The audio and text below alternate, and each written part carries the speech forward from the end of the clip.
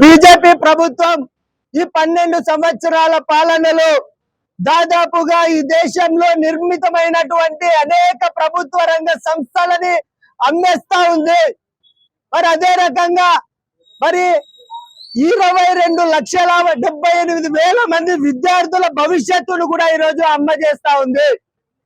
ఈ దేశంలో నిరంతరాయంగా ఒక గమ్యం ఏర్పాటు చేసుకొని మరి నిద్రాహారాలు మాని తల్లిదండ్రులు నిద్రాహారాలు మాని విద్యార్థులు నిద్రాహారాలు మాని లక్షల రూపాయలు కోచింగ్ సెంటర్లలో పెట్టి రోజుకు 12-13 గంటల పాటు నిర్విరామంగా మరి చదువుతూ ఈరోజు మెడికల్ విద్య అనేది వాళ్ళ గమ్యం, మెడికల్ విద్య వాళ్ళ జీవన పరమార్థం అని చెప్పి నమ్మి మరి నీట్ లాంటి ప్రవేశ పరీక్షని రాసి ఈరోజు మార్కుల కోసం వేచి చూస్తున్నటువంటి సమయంలో ఈరోజు నీట్ పరీక్ష ముగిసి 10 రోజులు కూడా గడవక ముందే ఈరోజు నీట్ పరీక్ష పేపర్లు లీక్ అయ్యాయని చెప్పి మరి ఈ రకంగా లీకుల పేరుతో లక్షల రూపాయల విద్యార్థుల భవిష్యత్తుని అమ్ముకుంటా ఉన్నటువంటి బీజేపీ పార్టీ మరి ఎన్టీఏ లాంటి నేషనల్ టెస్టింగ్ ఏజెన్సీ లాంటి సంస్థని కూడా ఈరోజు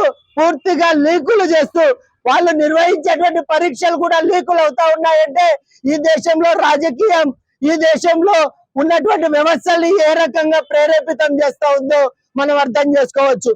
మరి లక్షల మంది విద్యార్థులు 5,000 పైచులకు పరీక్షా కేంద్రాలు దాదాపుగా 550 ప్రధానమైనటువంటి నగరాల్లో పేరు మోసినటువంటి నగరాల్లో జరుగుతున్నటువంటి పరీక్ష లీకులు అవ్వడం అంటే సిగ్గు తెచ్చుకోవాల్సినటువంటి అవసరం ఉంది. దేశ ప్రధానమంత్రి, ఈ దేశ విద్యాశాఖ మంత్రి సిగ్గు లేకుండా ఈ దేశంలో 14-12 సంవత్సరాల పాలనలో 80-90 సార్లు మన ప్రవేశ పరీక్షలు లీక్ అవుతా ఉన్నాయి.